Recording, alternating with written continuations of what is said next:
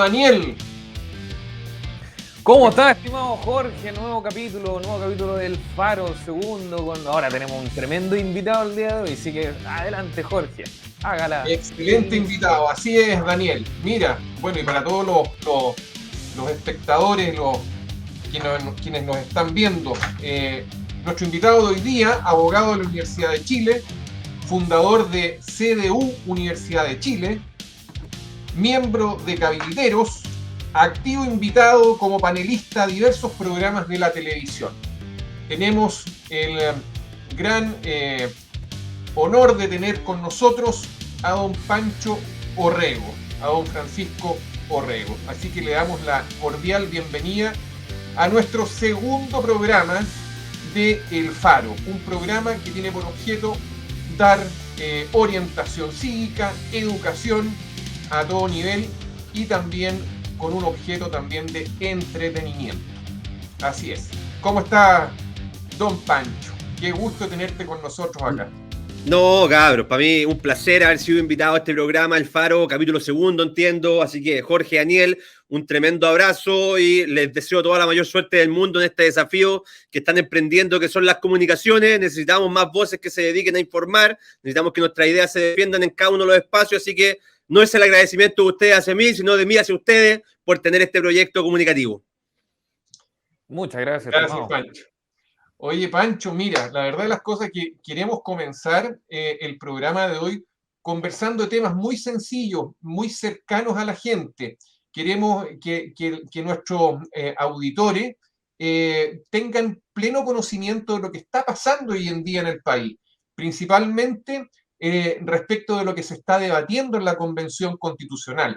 Y por eso teníamos mucho interés de tenerte a ti como invitado. Porque la verdad de las cosas es que nos interesa tu opinión y tu diagnóstico respecto de los temas que vamos a tratar. En primer lugar, algo muy general. Queremos partir conversando contigo respecto de cuál es la importancia de una nueva constitución, si es importante una nueva constitución y qué tendría que regular una nueva constitución para el futuro de Chile. Mira, ¿es importante una nueva constitución? Claro que sí. ¿Por qué son importantes las constituciones? Y partamos mucho más atrás. No nos vamos a ir a 1215, que es la primera constitución, la Carta Magna inglesa. ¿Para qué nos vamos a ir atrás? Pero vámonos 200 años atrás y partamos con la Revolución Francesa, 1891, la Declaración Universal de Derechos del Hombre y del Ciudadano de 1791, también la primera constitución. ¿Por qué nacen las constituciones? Nacen básicamente en el último tiempo de lo que se conoce como el antiguo régimen, ¿cierto? El sistema feudal de los reyes, cuando los reyes hacían y deshacían. ¿Por qué surgen? Surgen básicamente porque la sociedad civil, como la conocemos hoy en día, en aquella época la burguesía, no tenía la posibilidad de ingresar a los cargos de poder. ¿Ah? El rey hacía y deshacía, el rey mandaba, el rey determinaba qué hacer. El rey era el ejecutivo, el legislativo y el judicial. Pensemos en un Chávez, pensemos en un Maduro, pensemos en un Putin que lleva 22 años en el poder, pensemos en aquellos personajes que hacen y deshacen y que tienen los tres denominados poderes del Estado. Es ahí cuando estos locos franceses con su revolución, una revolución que por los sectores conservadores de los que yo me siento parte, fue bastante criticada en su momento, a diferencia de la revolución inglesa de 1688, que a nosotros nos gusta harto. Cuento aparte, surgen esas constituciones básicamente para dos cositas. Y esto es para que la gente lo entienda en su casa. Una constitución hace dos cositas, y no más que eso, dos. Regular al poder estatal, ejecutivo, legislativo, judicial, decirle al señor Estado, tranquilo, no se meta conmigo, esas son sus atribuciones, porque si el Estado fuéramos todos, no habría necesidad de tener una constitución. Entonces, esas construcciones teóricas de que el Estado somos todos... teorías contractualistas, yo no me las compro mucho, ya sé que hay gente que las defiende, pero básicamente, señor Estado, no se meta conmigo, señor Estado, estas son sus atribuciones, señor Estado, usted tiene que dividir el poder, porque de lo contrario estaríamos en una autocracia, básicamente un sistema totalitario, autoritario, dependiendo cuánta cabeza le metamos, ¿cierto? Sistema autoritario donde hay mucha ideología, pensemos en el comunismo, en Stalin, en Lenin, en Hitler, en Mussolini, etcétera, etcétera, o sistema totalitario donde no hay mucha cabeza, pero sí hay regímenes de facto. Ninguno de esos nos gusta, a nosotros nos gusta la democracia, las constituciones vienen a plasmar aquello. Entonces eso es lo primero, separar los poderes del Estado. Señor Estado, no se meta conmigo. Yo creo que esa es la premisa principal. Señor Estado, no se meta conmigo. Y lo segundo, para que el señor Estado no se meta conmigo, garantícenme derechos. Porque de lo contrario, ¿quién me va a defender? ¿Ah? ¿Quién me defiende frente a este aparato gigante que es el Estado, que aparte tiene el monopolio exclusivo del uso de la fuerza pública? ¿Cómo yo voy a luchar contra el Estado? O sea, si llega el señor Estado a tocar mi puerta, ¿qué vamos a hacer? Luchar contra el señor Estado, estamos jodidos. ¿Ah? Entonces, por eso es muy importante que esta Constitución nos garantice este catálogo de derechos y garantías fundamentales. Garantías de primera generación, de segunda y tercera generación. Las primeras, las civiles y políticas. Que son las clásicas que nosotros conocemos, las que nacen con, por ejemplo, la primera Bill of Rights en Estados Unidos, lo mismo en Inglaterra y lo mismo en la Declaración Universal de 1789 en Francia, ¿cierto? Después ya vienen los derechos sociales, los derechos de segunda generación, la salud, la educación, la vivienda, el sindicalismo, participar, etcétera. Esos surgen con un poquito más adelante en el tiempo. Hay por ejemplo, la Declaración Universal o el Pacto de Derechos Económicos, Sociales, Derechos Económicos, Culturales y Sociales de 1966 es fundamental. Son los de segunda generación. Y después vienen unos derechos de tercera generación que ya son derechos colectivos, como por ejemplo el derecho a vivir en un medio ambiente libre de contaminación. Hoy en día en la convención ya estamos como los derechos de 27ª generación porque no sabemos dónde más inventar derechos. Ese es un resumen, amigos. Básicamente las constituciones nacen para defendernos a nosotros frente al Estado. ¿Por qué? Porque el Estado no somos todos, son un grupito de políticos de turno, una élite por lo general que gobierna, y el pueblo que somos todos nosotros necesitamos derechos. Entonces, dividir los poderes del Estado, garantizar derechos. Ahora lo que quieren meter estos cabros en la Constitución, tenemos para rato, porque están metiendo hasta los hongos en la Constitución. Sí, estamos viendo que el catálogo de derechos al parecer se está expandiendo de manera exponencial. Así que, claro, lo que nosotros tenemos y conocemos hoy en día en el país es una Constitución con alrededor de 140 artículos, no más de eso. Un poquito menos. Un poquito menos. Y claro, y lo que tenemos en definitiva es una Constitución bastante quizás breve, Equilibrada. si así se podría definir, equilibrada, ¿no es cierto? Bueno, tenemos varias consultas al respecto, lo sé, Daniel, continúa tú. Sí, bueno, con la tremenda explicación que nos dio Pancho acá, pero yo te quería preguntar, bueno, ya tengo claro cuál es la visión que hay de la constituyente, pero en sí sobre algunas iniciativas que se han presentado, como este federalismo criollo a la chilena, que están defendiendo, o el mismo bicameralismo, unicameralismo que está ahí en la palestra. ¿Cuáles son tus impresiones sobre estas iniciativas que están hoy día tan en boga en la constituyente, que probablemente salgan aprobadas? Mira, partamos por lo que se sostenía recién. Acá tenemos dos tipos de maneras de generar constituciones, o analizando las constituciones, de clasificarlas. Están las constituciones maximalistas y están las constituciones minimalistas. El mejor ejemplo de una constitución minimalista es la de Estados Unidos, sin duda, muy cortita, muy chiquitita, una Bill of Rights de 10 artículos que fue incorporando derechos civiles, concreto, bien concreto. Lo europeo en general, concreto, chiquititas, constituciones cortitas, 100, 120 artículos, 130 artículos a todo reventar. Nosotros en Chile estábamos en 127, hasta la reforma constitucional que habilitó el proceso de cambio constitucional que estamos viendo en la actualidad. Ahora nos pasamos unos 140 y tanto, sin considerar las disposiciones transitorias, ¿ya? El problema es que en Latinoamérica en general nos gusta todo grande, ¿ah? Tenemos como mentalidad brasileños, los más grandes del mundo. Y pensamos que la Constitución viene a resolver problemáticas ciudadanas. Pensamos que la Constitución modela conducta. Y dentro del continente, Chile era como un espejismo. O sea, no quiero utilizar las palabras del presidente porque harto funado se fue tras terminar su gobierno, pero éramos un poquito distintos a lo que es habitualmente el resto del continente. Nosotros somos un poquito más serios que el resto, nuestras constituciones duraban un poquito más, hemos tenido 10 textos constitucionales desde 1800 en adelante, 1811, 14, 18, 22, etcétera, más las leyes federales de 1826. Pero en general nuestras constituciones te duraban 60 años. Desde la del 33 en adelante, ¿cierto? La de 1833, 1925, 1980, con un paquete de reformas muy grande en 1989 y un segundo paquete de reformas muy grande de 2005 con el ex gobierno del presidente Ricardo Lagos, ¿cierto? El problema es que en el continente esos 100 artículos son para hacer un preámbulo, así de simple. En general, no sé, Venezuela 400 y tanto, Bolivia 400 y tanto, Ecuador 400 y tanto, y nosotros la verdad que vamos para allá. Estamos viendo con una constitución que va a tener mucho cuerpo, mucha norma que no tiene ningún sentido que esté a nivel constitucional. Tú me preguntabas por dos en particular, y es interesante meternos en eso, pero eso ya es el detalle más específico, y a mí me gustaría hacer la panorámica completa primero. Entonces, estamos regulando a nivel constitucional materias que no tienen por qué estar en la Constitución. Por ahí la Comisión de Medio Ambiente quiso incorporar inclusive una norma de bioconstrucción, como para recuperar las tradiciones de la construcción con adobe. Y uno piensa, compadre, estamos en Chile, acá tiembla, hay terremotos, y tú querés construir con adobe. ¿En serio? Entonces, ¿queréis meter a los hongos en la Constitución? Porque está en una propuesta de la Comisión 5 de Medio Ambiente. Entonces, hay un maximalismo exacerbado en una izquierda muy radical, muy refundacional, que piensa que estamos partiendo de cero, que no reconoce las tradiciones de nuestra patria. Por ejemplo, lo que tú me preguntabas, el bicameralismo, ¿cierto? Nosotros tenemos un bicameralismo desde 1812. Siempre hemos tenido un bicameralismo y es parte de nuestra tradición constitucional. Ellos lo quieren cambiar a un sistema unicameral, una asamblea plurinacional, con cupos reservados para pueblos indígenas, lógicamente, porque tienen que haberlo, con muchas atribuciones.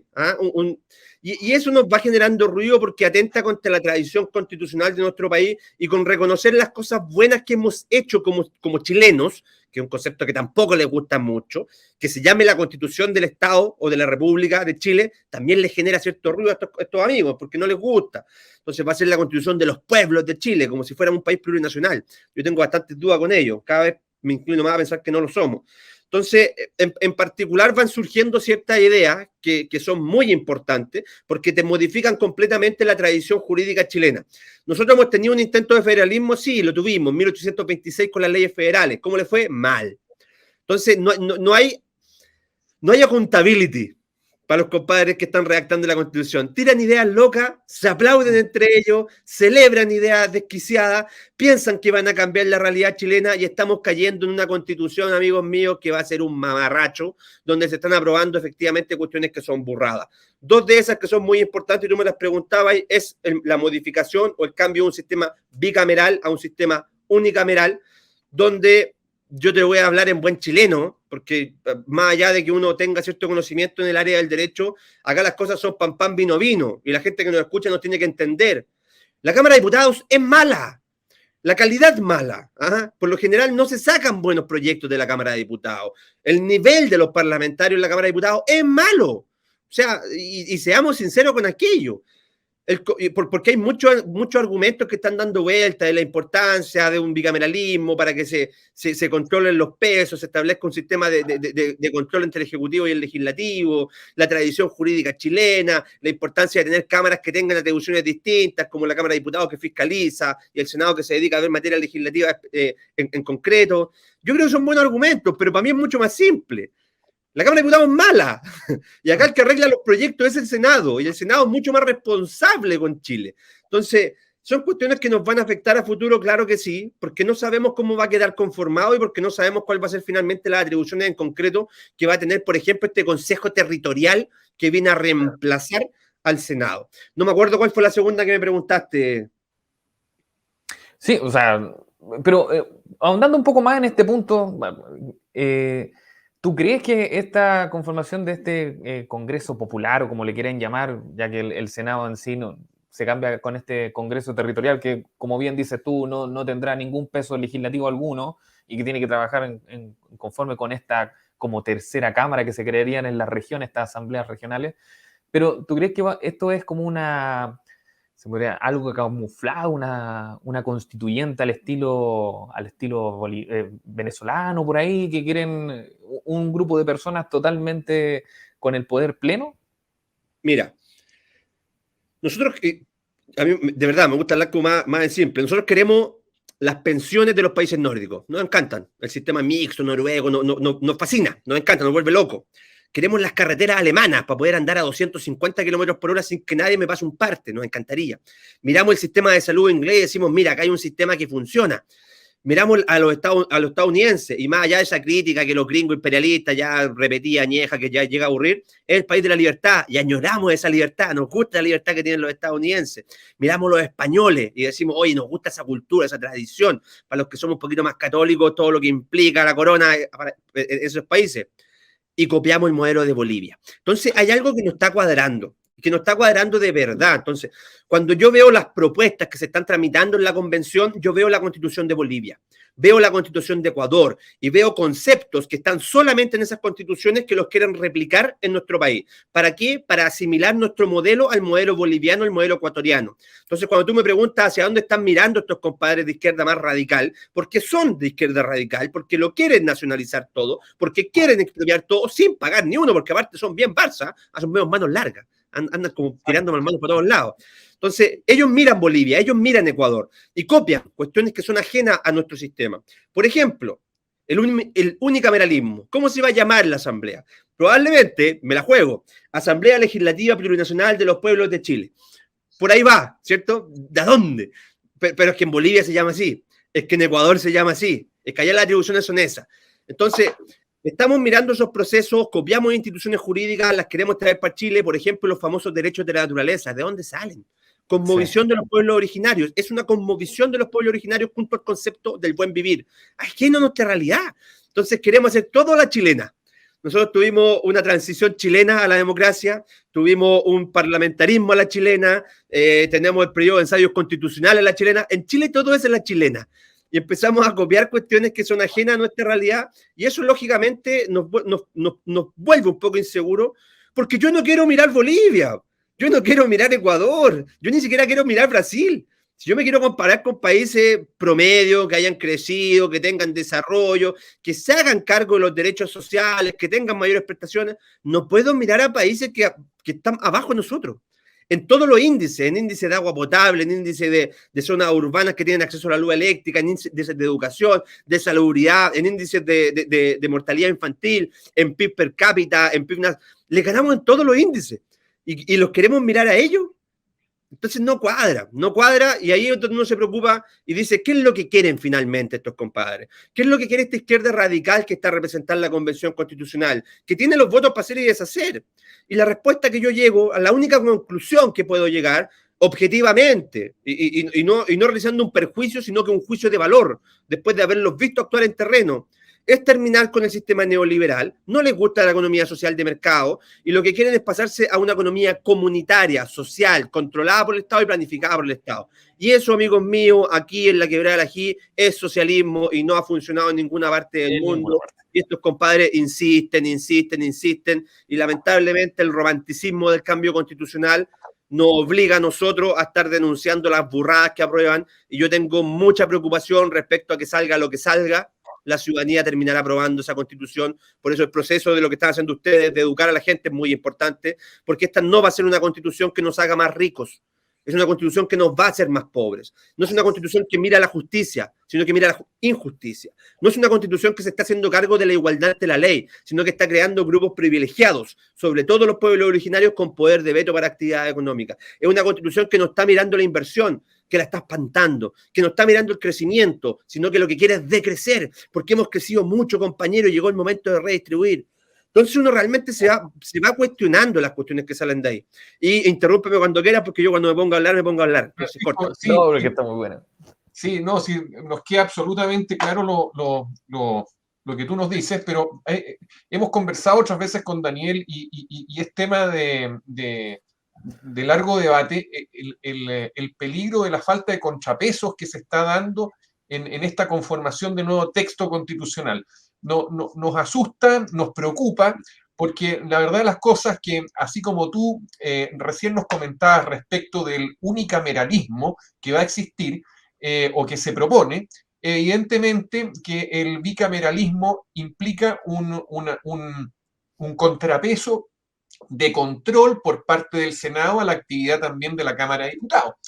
Pero estamos viendo esta falta de contrapesos en distintos ámbitos, en el ámbito político, en el ámbito del Ejecutivo, en el ámbito económico con el Banco Central, al incorporar, se ha señalado, al proponer la Convención Constitucional, incorporar un mayor número de representantes dentro de la conformación del Banco Central, que yo creo que Los lo que viene a consejeros. hacer de consejero es a desestabilizar o a infiltrar políticamente un órgano que es de carácter estrictamente técnico, porque lo que estamos viendo es una infiltración política a todas las instituciones técnicas que existen actualmente reconocidas en la Constitución del 80, ¿m? O en la Constitución del 2005, si mejor lo podemos señalar así. O sea, claro, eso es lo curioso, como menciona Jorge, que en el fondo se aprueba lo que es la autonomía del Banco Central, pero por otro lado dejan que la elección de los consejeros sea paritaria, plurinacional y con representación sindical y empresarial. Así que no sé ¿qué puedes decir sobre eso, Francisco? Mira, nosotros estamos viviendo desde hace un par de años un proceso de refundación y revolucionario, donde la izquierda lo que quiso es sentar nuevamente todas las bases de desarrollo del país. Y eso es propio de toda la revolución. Yo no soy politólogo, ¿ya? Y no sé en qué tipo de revolución estamos. Tampoco sé si hay algunos que dicen que estuvimos en una guerra civil. Yo soy un poquito más lejano de esas teorías. Pero sí estamos en un proceso de revolución, de protesta social, que estalla con el 19 de octubre y en adelante con toda la violencia social que eso tiene. Y las revoluciones, si uno hace una revisión histórica, siempre lo que buscan es cambiarlo todo, refundar todo y partir de cero. Pensemos, por ejemplo, en la Revolución Francesa, que a mí me gusta bastante, y hasta el calendario te lo quisieron cambiar. Sí, a ese nivel llega, hasta el calendario lo quisieron cambiar. Entonces, acá estamos en un proceso similar, donde da lo mismo si la institución funciona o no funciona. Da lo mismo si la institución ha hecho la pega o no ha hecho la pega. El Banco Central es un muy buen ejemplo de ello. Es una institución que ha funcionado, que no es de Pinochet, como ellos quieren hacer ver, que es una institución autónoma, independiente, bien integrada políticamente, bastante seria, que desde que existe ha mantenido la inflación en un 3%, del 90 a la fecha. Antes estábamos cercanos al 30-40% de inflación en la época del 80, ¿cierto? ¿Por qué es importante la inflación? Porque se come el sueldo de los chilenos. Si una inflación grande lo que hace es que usted, señora, que me está viendo en su casa y tiene un sueldito, bueno, la mitad se le va a ir en cosas que ya usted no va a poder comprar, porque los precios de las cosas suben y su plata ya no vale tanto. Por eso es tan importante. Y la inflación, ¿quién la paga más? No nosotros, lo pagan más los pobres, porque son los que tienen más plata y se le va más parte de su ingreso en la canasta familiar. Entonces, cuando uno ve que el Banco Central mantiene, por ejemplo, su autonomía, que todavía está en discusión, porque no se ha votado en particular esa materia en el Pleno, pero cuando vemos que la institución del Banco Central funciona y funciona bien, y así todos la quieren cambiar, ¿por qué? Y ahí uno se pregunta, o sea, ¿queréis cambiar algo que funciona bien? Y la respuesta es sí, porque estamos en un proceso revolucionario. Entonces, aunque funcione bien, metámosle mano igual, pues si ya estamos en esta, compadre. Sigamos metiendo. Entonces, ¿qué hacemos? No, es que estos compadres hacen bien la pega, entonces se han preocupado de la inflación. Ya, entonces no nos metamos ahí, metámosle más pega. Eso, metámosle más pega. Que se haga cargo de la empleabilidad. Y uno dice, pero ¿cómo el Banco Central se va a hacer cargo del empleo? Sí, tiene que tener políticas enfocadas en eso. Y eso es algo que ha impulsado Daniel Howard, no sé si se acuerdan en su momento, cuando se agarró con Landarreche por ahí en un programa de Estado Nacional, si no me acuerdo, y Landarreche le decía, pero ¿cómo se te ocurre? Y él decía, no, es que en otros países lo hacen. Y le decían, sí, pero con otras atribuciones. Y bueno, eso es lo que buscan meterle mano a instituciones que funcionan en la práctica. Lo del Poder Judicial es paradójico. Disculpa que te interrumpa, porque queremos tocar el tema del Poder Judicial también de manera bastante particular, pero ¿a qué atribuyes tú este cúmulo de propuestas que hace un órgano que se atribuye facultades también prácticamente como un órgano de poder originario que no lo tiene? Estamos hablando de la Convención Constitucional. ¿Hay un problema efectivamente respecto de la integración de los miembros que componen la convención, falta de preparación? ¿A qué se atribuye esta cantidad de iniciativas y de propuestas? ¿No se nota que hay falta de preparación? Yo creo que todos lo notamos y lo hemos visto en las noticias. Eso. O sea, el pelado roja es el emblema de lo chanta que pueden llegar a ser. El pelado Bade, perdón. Él simboliza toda la falta de capacidades jurídicas para poder redactar una constitución, de honestidad intelectual, ¿Por qué toman todas estas decisiones? Porque son irresponsables. Porque son irresponsables, esa es la verdad. Y son mayoría, ¿Por qué? Porque ganaron las elecciones. ¿Por qué las ganaron? Esa es una buena pregunta. Porque modificamos las normas del juego. Y en el momento en que modificamos las normas del juego y entregamos 17 cupos reservados para el pueblo originario, nos metieron 17 activistas de izquierda. Así de simple. En el momento en que cambiamos las normas de las listas de los independientes, le entregamos esa cancha para que se puedan meter sin ningún tipo de responsabilidad. Porque vaya que es distinto ser de un partido político, hacer la trayectoria, tener que responder por las lucas, tener transparencia, procesos internos de deliberación, a llegar a armar una lista y tirarte, a juntar menos firmas. Entonces, le abrimos la cancha y en esa apertura de cancha nos ganaron. Entonces, Oye, ahí efectivamente, le abrimos la cancha, le abrimos la posibilidad de ingresar a los independientes en listas independientes, lo que no se había visto antes. Lo común y lo reglamentado por la Constitución originalmente es la participación política a través de partidos políticos. Pero cuando entran independientes, aquí la cosa al parecer cambia, ¿no? Parece que existe una participación de gente que es conocidamente de tendencias de izquierda, no militante, de algún partido de izquierda, pero con un ánimo efectivamente refundacional, con principios que han sido conseguidos prácticamente en Venezuela, en Cuba, en Bolivia, como tú bien decías. Sí, entonces aquí efectivamente tenemos un problema de que las reglas del juego cambiaron. Y al momento que tú cambias las reglas del juego, estableces parámetros distintos de participación y hubo un resultado evidente. Ahora, nosotros podemos llorar todo lo que queramos y perdimos igual. Y tenemos que hacernos cargo de esa responsabilidad. Perdimos la elección. Sí, pueden haber habido 1000 factores distintos, pero la verdad es que hoy en día, bueno, yo hablo de mí, no sé cuál será la tendencia de ustedes, pero yo soy de partido político, soy abiertamente de derecha, y nosotros como sector en la convención tenemos 37 convencionales constituyentes. Eso te implica que no llegaste al tercio, no tienes poder de veto. Y eso porque perdiste la elección. Tampoco llegas al cuarto. Y por ende, no puedes ni siquiera interponer un recurso de reclamación ante la Corte Suprema frente a la vulneración de las normas procedimentales. ¿Por qué? Porque no te da. Y acá la mayoría, que quedó representada en la Convención Constitucional, es de una izquierda más radical. Entonces, cuando yo veo la configuración de fuerza al interior de la Convención Constitucional, la derecha representa 37 convencionales constituyentes, me voy un pasito más al lado, el colectivo del apruebo, la exconcertación, 8 convencionales, me voy un poquito más allá con los independientes no neutrales, están en 12, 15, si no me equivoco, me voy un pasito más allá con el colectivo socialista, 17, y de ahí para el lado, compadre, todos de izquierda radical.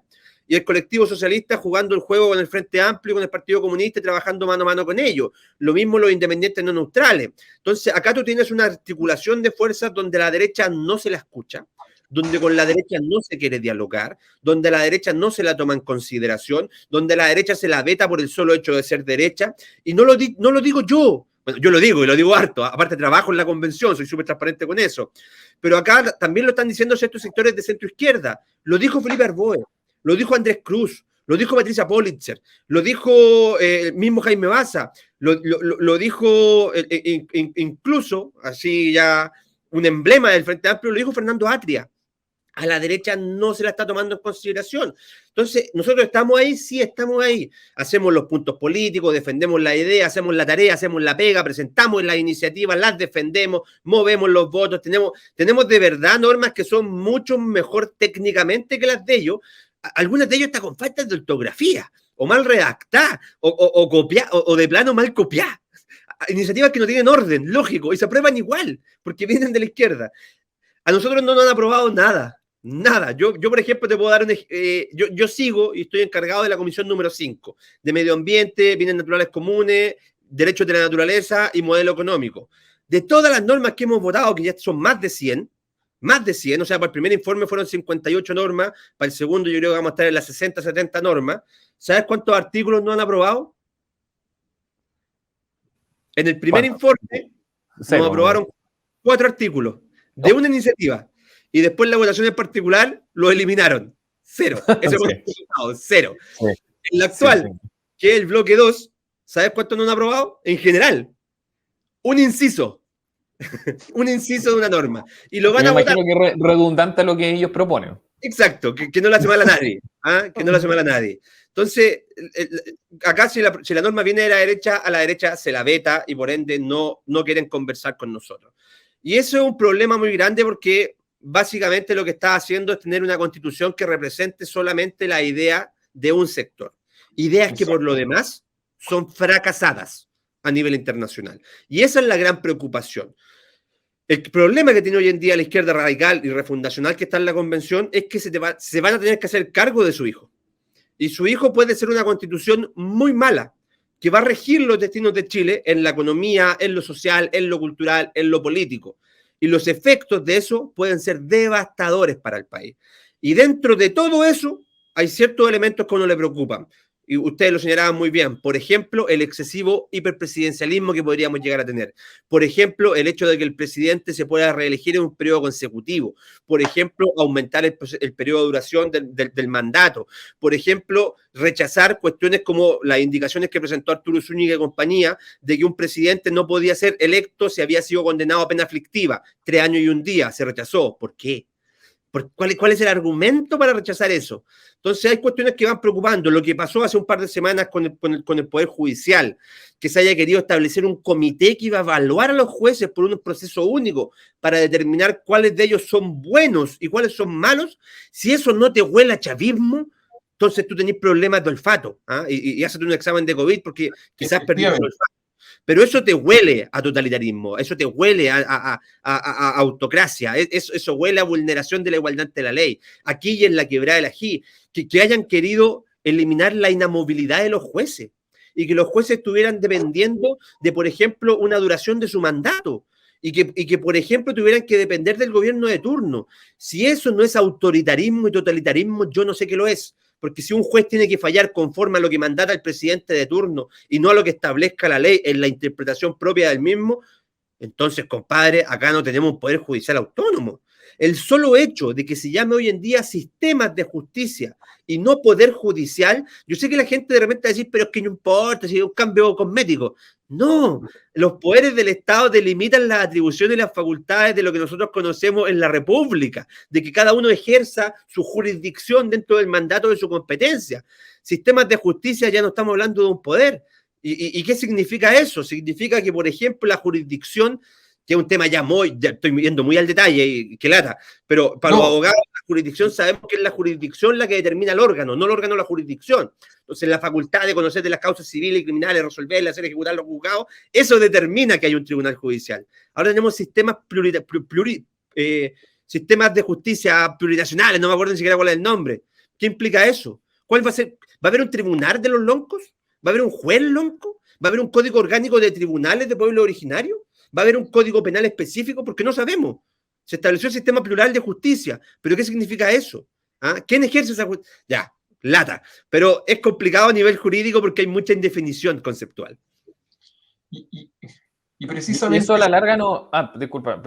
Y eso a la larga, lo que hoy día se está manifestando, en especial en justicia, es una desigualdad ante la ley ya plena, con estas facultades que le están entregando en su mayoría a los pueblos originarios sobre al chileno común y corriente. ¿Cómo se vería a futuro? ¿Cómo le explicamos a las personas que nos están viendo ahora esto del pluralismo judicial y estas posibles 13 formas de justicia o más, quién sabe, que se podrían dar acá en el país? No sabemos. Es así de grave. Y esto es tan grave porque lo que tiene que hacer una constitución es otorgar seguridad jurídica. Y eso no es solamente un término conceptual que utilizamos los abogados para determinar cuándo hay una norma clara, ¿cierto? Por ejemplo, yo siempre sigo mucho a Lowenstein. Y Lowenstein siempre ha hecho una definición de 3 tipos de constitución a nivel internacional: las normativas, las nominales y las semánticas. Pasemos eso al lenguaje simple. Una constitución normativa es cuando tú te pones una camisita y te queda bien. La usáis, una constitución que funciona, que en la práctica se respeta, que es aplicada por los tribunales. Esa era la constitución chilena. Después tenéis constituciones nominales, que son constituciones donde la camisa me queda un poquito más suelta. Funciona a veces, me puedo vestir con ella, puedo salir a carretear, es una buena camisa, pero no me queda impecable. Y después tenemos las constituciones semánticas, que es cuando ya la camisa te queda grande. Tú patináis dentro de la camisa. Y para allá vamos. Para una constitución que te va a quedar grande, que no se va a aplicar en la práctica, que establece criterios y principios que son inaplicables. Y eso es muy grave porque con todo lo que tú estás haciendo a nivel constitucional, estás afectando la inversión. Y es ahí donde los amigos de izquierda fallan, pero fallan de forma rotunda, que no se hacen cargo de la economía. Y yo no quiero hacer ese meme de los Simpsons de alguien quiere pensar en la economía o alguien quiere pensar en los niños. Pero si ellos no entienden, y créeme que no lo entienden, que los derechos sociales se financian con plata, Vamos a seguir teniendo esta constitución que es un mamarracho. Y cuando nosotros les explicamos a ellos que los derechos sociales se financian con platita y que la platita tiene un valor adquisitivo, ellos como que colapsan. ¿Por qué? El sistema neoliberal nos obligó a tener dinero. Bueno, es un mecanismo de intercambio, amigo, y funciona, porque las cosas tienen un valor y lo simbolizamos en algo. No es todo gratis, y ahí como que ellos no entienden. Y cuando tú le dices que las cosas no son gratis, como que ellos colapsan. Es como el debate que se dio en torno a la expropiación, cuando no entendía... El vicepresidente de la convención, Gaspar Domínguez, en una entrevista, una conversación muy interesante con Natalia González, que la Nati es directora de Legislativo de Libertad y Desarrollo, una seca, ¿ya? No es de mi partido, debo decirlo entero, pero es seca. Yo la escucho y la comadre sabe. Me pasa lo mismo con la Connie Hub, que seca, saben de derecho. Y él explicaba a Gaspar que una cosa es la ley que autoriza la expropiación, que se declara la utilidad pública de tu bien, y otra cosa muy distinta es que esa misma ley te fije el precio de la indemnización, que eso no corresponde. ¿Por qué? Porque el Congreso, 155, 200, 250, no sabemos cuántos van a ser, te fijan el precio. ¿Por qué? ¿Qué saben ellos del valor de mercado de la propiedad? Entonces eso es lo grave, y Gaspar no entendía, y le decía, no, tú estás mintiendo, y la Nati le tuvo que leer el artículo, y eso, créeme, que puede ser que Gabriel es médico, si no me equivoco, y su especialidad es la medicina. Yo no lo quiero defendiéndome en tribunales. Si yo tuviera un problema judicial, no le voy a consultar a él, claramente. De repente, si me tienen que operar la pata, claro, voy con él, es su especialidad. ¿Sabéis cuál es la diferencia? Que ellos tienen asesores, po. Y hay harta platita para que los asesores les digan cómo funciona el mundo jurídico, y que el vicepresidente de la convención no sepa hacer la distinción entre la ley que autoriza la expropiación y la ley que le fija el precio. Compadre, edúcate. O sea, y no que yo te lo pida, tienes que hacerlo porque es tu responsabilidad como convencional y tu responsabilidad como vicepresidente de la convención, porque en el momento en que tú comunicas lo que estás comunicando, estás mintiendo. Y eso hay que decírselo en su cara. Estás mintiendo, compadre. Y estás mintiendo por ignorancia. Y eso no es una falencia propia. Puede ser que sí, porque herramientas para educar debe tener. Pero en el momento en que tú no te educas para informar de forma correcta, me parece gravísimo. Lo mismo ha hecho, por ejemplo, Jaime Baza, en el momento que dijo, cuando se aprobó el artículo sobre propiedad privada, esperemos que ahora todos los medios de comunicación digan que vamos a tener un artículo de propiedad. Profesor, está mintiendo. O al menos está diciendo una verdad a media, o sea, una mentirita. ¿Por qué? Porque está el derecho, claro que sí, pero el derecho, propiedad, de que no me lo toquen, sin un mecanismo de tutela jurisdiccional, de cautela jurisdiccional, que me asegure que nunca nadie me va a pasar por sobre mí, no es derecho, po. Y usted es profesor, usted tiene hartos libros, yo en mi biblioteca tengo unos 2 o 3 libros de Jaime Baza. Entonces, si usted, que es abogado, doctor en derecho, está diciendo esos comentarios, o está mintiendo de forma malintencionada, o no sé cuáles son sus intenciones, pero no está diciendo la verdad y está hablando media. Y eso yo se lo puedo aceptar a Gaspar Domínguez, porque quizás no es su área, pero tampoco tanto. ¿No será, Francisco, que lo que pretende la convención es reconocer determinados escollos o espinas en el zapato, como por ejemplo el derecho de propiedad, pero dejar la regulación de aquella a leyes simples? Sí, mira, precisamente, ya, esto es bien jurídico, y por ahí una lata, pero las constituciones europeas, por lo general, tienen una regulación de la propiedad bastante chiquitita. Garantizan el derecho a la propiedad, garantizan que nadie te lo pueda tocar y establecen que el resto de la regulación, por ejemplo, la función social de la propiedad, esté establecida por ley. El problema es que, y Fernando Atra lo decía, pero si Alemania tiene tres líneas de propiedad. Profesor, pero Alemania no tuvo un proceso de reforma agraria. Y cuando tuvo el proceso de reforma agraria, profesor, fue para eliminar la propiedad colectiva a mitad del siglo XIX y pasarse a una propiedad individual. Allá está agua bajo el puente, vos, profesor. Entonces, todo lo contrario que pasó acá. No me venga con cuento. Entonces, el problema que tenemos nosotros es que en nuestra tradición jurídica no hemos respetado la propiedad con la fuerza que la respetan los europeos. Ejemplo, muy concreto. 1971. Proceso de nacionalización de los recursos naturales, principalmente el cobre. En esa época se nacionaliza el cobre, se establece que pasan a ser bienes de dominio público y las empresas que estaban produciendo cobre, en la mitad de ellas la propiedad era de Codelco, 49-50% cada una de ellas.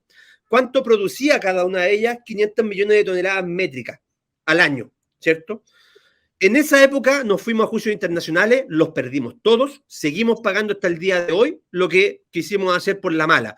Porque si los amigos de izquierda piensan que los chinos no nos van a demandar en tribunales internacionales, si los canadienses no nos van a demandar en tribunales internacionales, o que los españoles nos van a decir, sí, les pasamos la sanitaria, o los italianos les pasamos la sanitaria, no sé qué están pensando. Hoy en día producimos 5.7 millones de toneladas métricas de cobre. Y la propiedad de esas empresas privadas es en su mayoría de privados. Codelco tiene muy poca influencia. Si el 70 nos fuimos a la cresta y no fuimos capaces de pagar, ¿ustedes creen que ahora vamos a poder pagar? Y ahí cuando uno le explica a ellos, pero amigo, mira, veámoslo calmadito para que lo entiendan. Nacionalizamos las empresas, no les pagamos, nos demandan en tribunales internacionales, perdemos. ¿Qué pasa? No, es que recuperamos los bienes nacionales. Perfecto. ¿Qué pasa cuando queramos exportar un barquito con cobre para que se nos vaya a China? Embargado, compadre. ¿Pero por qué lo van a embargar si es de nosotros? Porque las leyes se aplican a nivel internacional. Entonces, si usted incumple sus contratos, va a haber un tribunal que va a decretar el embargo de todo lo que usted produzca hasta que usted pague. Ah, igual démosle. Y esa es la mentalidad de los compadres. Entonces, por eso cuando tú preguntas, ¿a qué se debe todo esto? ¿Por qué estamos donde estamos? Porque hay irresponsabilidad. Hay irresponsabilidad política, no hay una contabilidad respecto a lo que están haciendo los convencionales y en algunos claramente hay falencias formativas que impiden entender lo que hace y no hace una constitución. Francisco, ¿y cuál sería una solución para todo lo que está sucediendo? ¿Sería posible...? Hay que haga milagros, pues bueno. No, pero si pudiéramos comparar con el proceso de conformación de la Convención Constitucional, creo que claramente tendríamos bastantes críticas respecto de ese proceso de conformación, porque otra cosa sería haber recurrido a otro sistema de conformación con personas más preparadas. A ver, pongámoslo en perspectiva. La Constitución del 80 la redactaron 11 juristas, entre ellos los juristas más destacados de Chile, Silva Bascuñán, sin ir más lejos, ¿cierto? De hecho, tres destacados juristas que redactaron esa Constitución son de la democracia cristiana. Entre ellos Bascuñán, que para muchos es el principal autor en materia de derecho constitucional en la historia de Chile.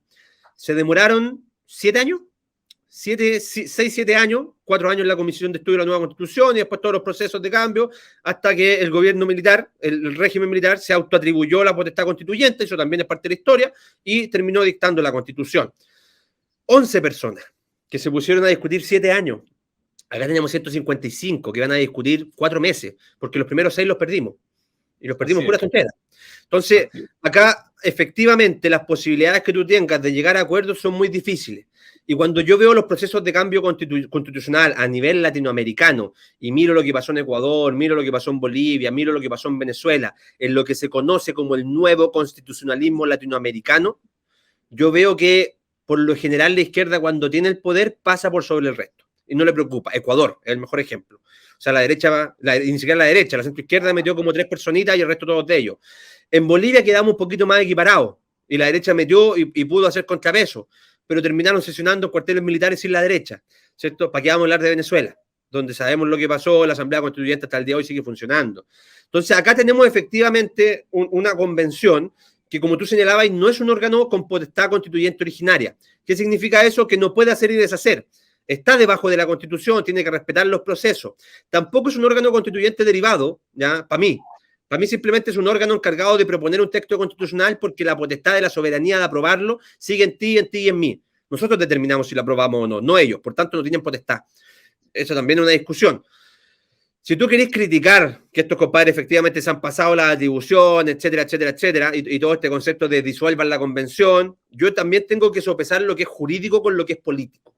Y en lo político, tú no tienes el peso para hacer eso.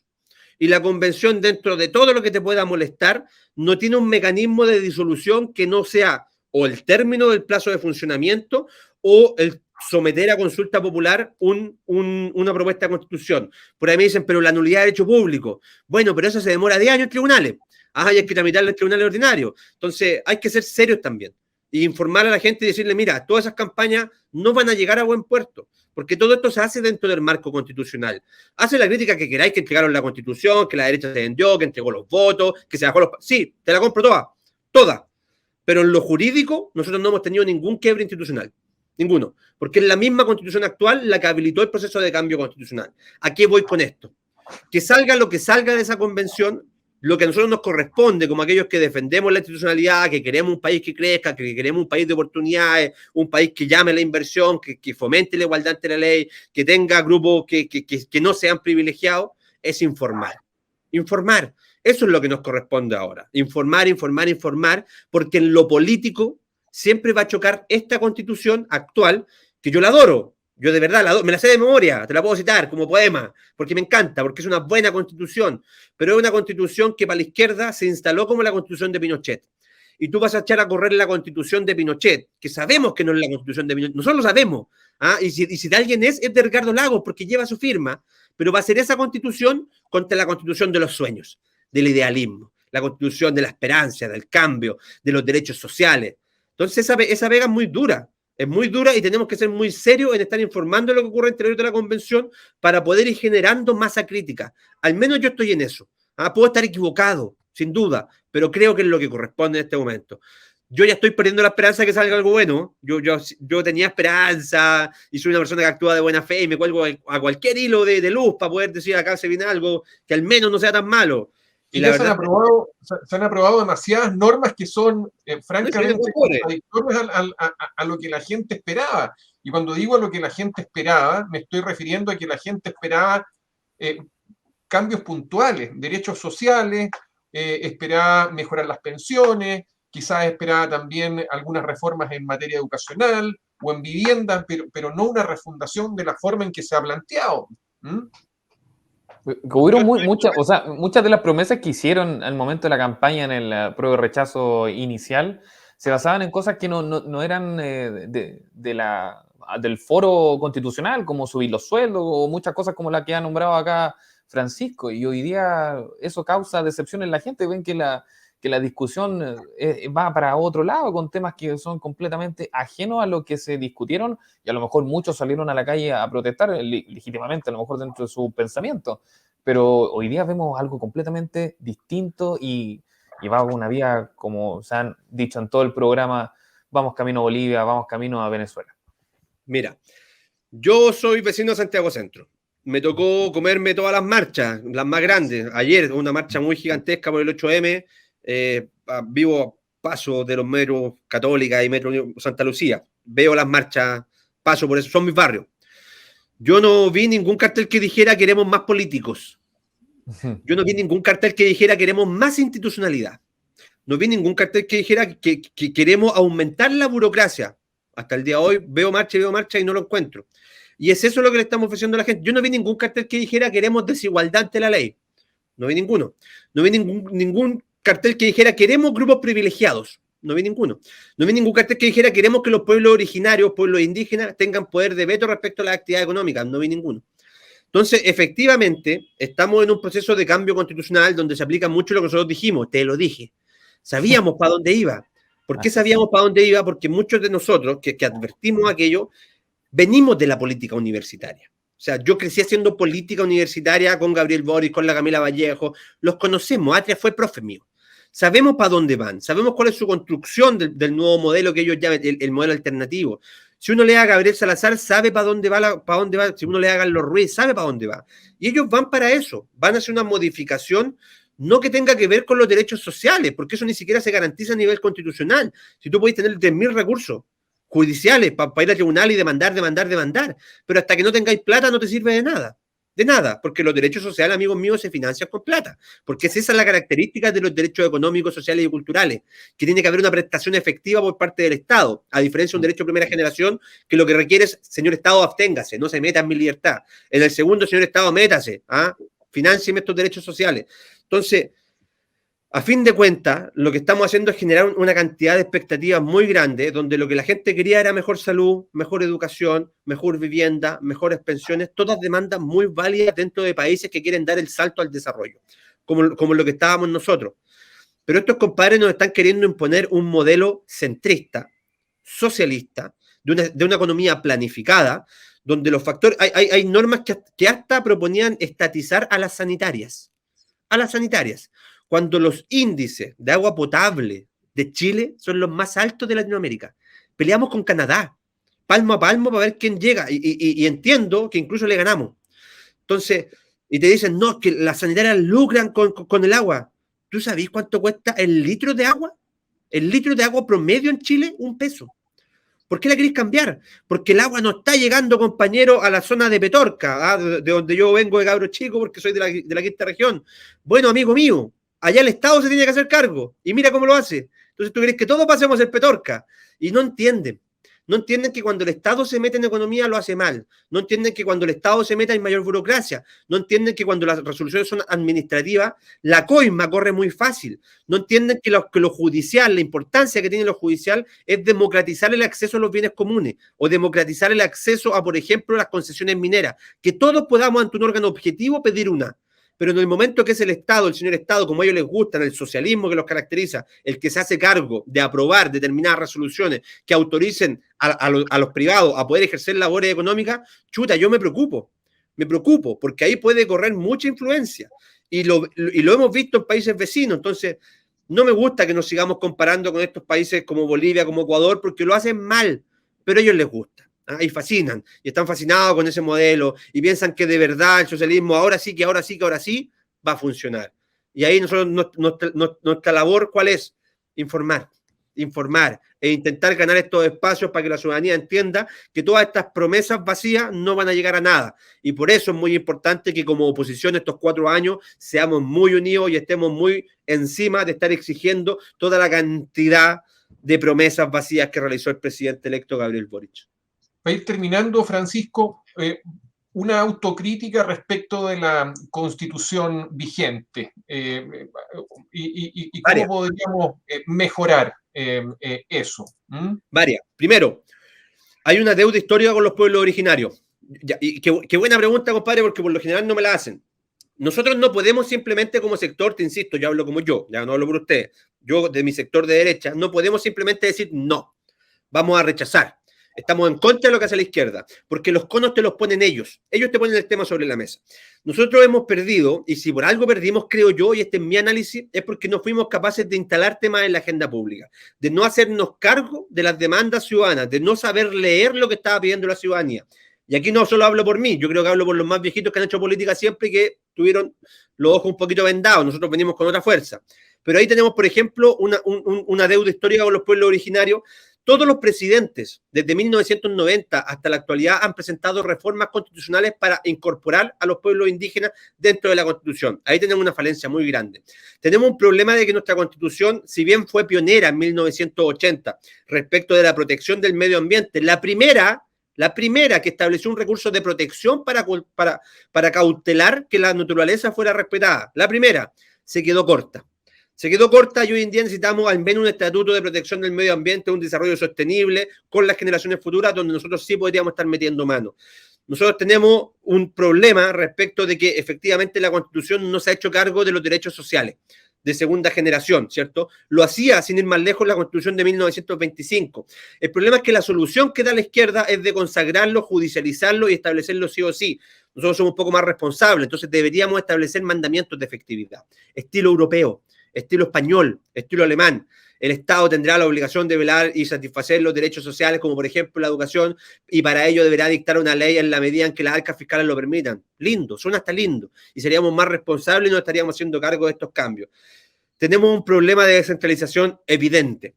Santiago toma las decisiones, pero eso no quiere decir que la solución correcta sea este federalismo a la chilena con gobiernos autónomos locales, con territorios autónomos indígenas locales, con gobiernos comunales autónomos, no, porque no es la solución. Pero sí necesitamos que se tomen más decisiones a nivel local. Un muy buen ejemplo de ello son, por ejemplo, la elección con un par de atribuciones que tienen hoy en día los gobernadores, ¿cierto? Los delegados presidenciales ya no tienen las mismas atribuciones. Los GORE, los gobiernos regionales, los CORE, son un muy buen ejemplo de ello. Pero seamos responsables. Entonces, ellos nos prometen cambiarnos de un sistema unitario, como lo conocemos hoy en día, a un sistema federal, donde los gobiernos locales puedan, por ejemplo, tener estatutos administrativos propios para organizarse, para autodeterminarse, para establecer impuestos locales o para generar incluso empresas públicas. Entonces, siempre se pasan dos pueblos. Y es como, amigos, estamos de acuerdo, pero vente un poco más para acá. Hay 3 pueblos más allá. Yo creo que juntémonos en el pueblo más al lado, quizás llegamos a acuerdo, pero no quieren. No quieren, porque no les gusta conversar con nosotros. Entonces, ¿tenemos desafíos? Claro que sí. Ahí te mencioné algunos que yo creo que podríamos tomar como banderitas de lucha. Entonces, Entonces, por ejemplo, podríamos ver el tema de la justicia, y en materia de justicia podríamos ver las atribuciones de la policía local, que hay una justicia mucho más comunitaria. Podríamos establecer a nivel constitucional, ¿por qué no la mediación?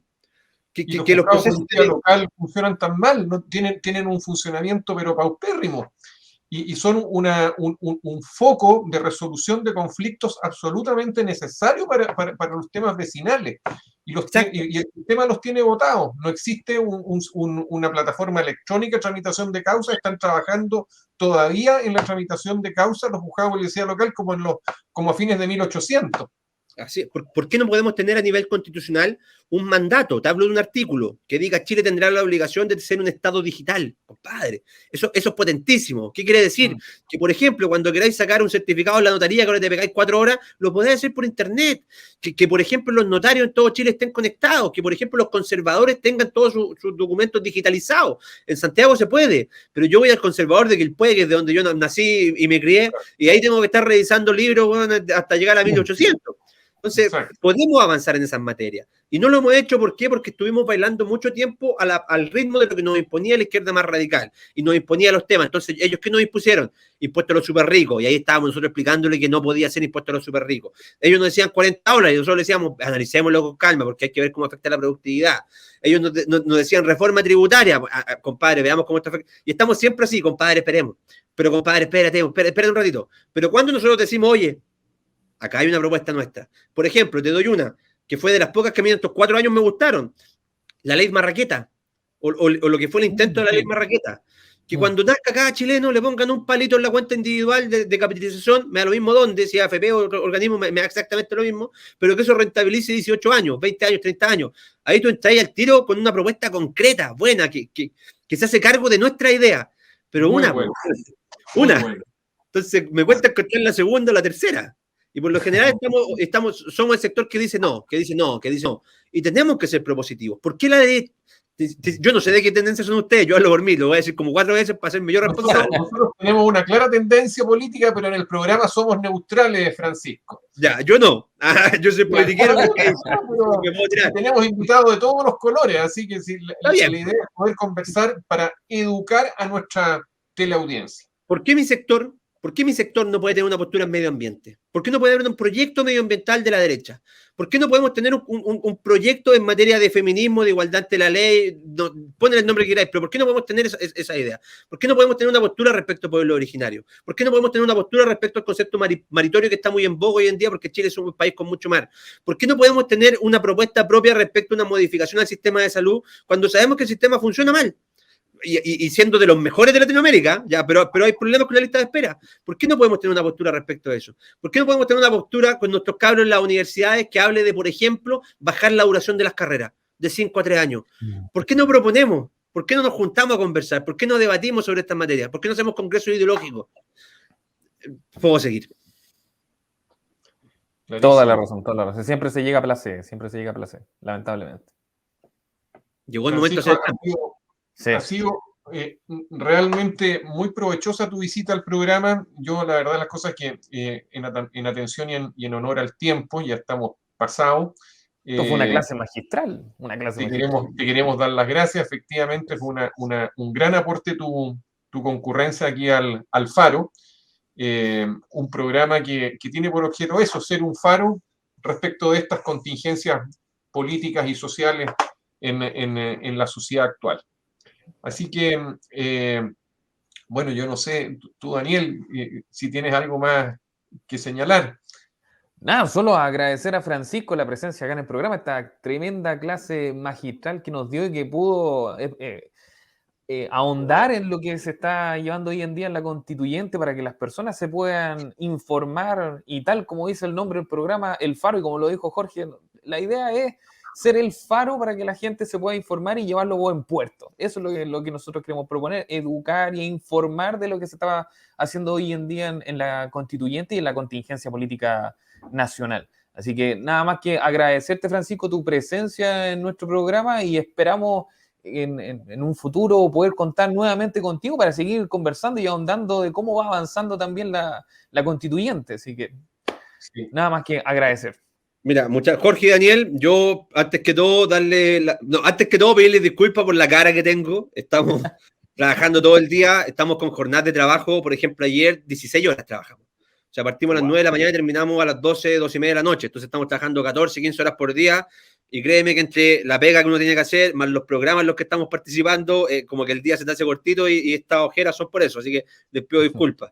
Lo segundo es agradecerle la invitación al programa. Cuenten conmigo para lo que quieran. Y lo tercero, para finalizar, es un llamado a toda la gente que nos está escuchando a que tengan ojos sobre la convención.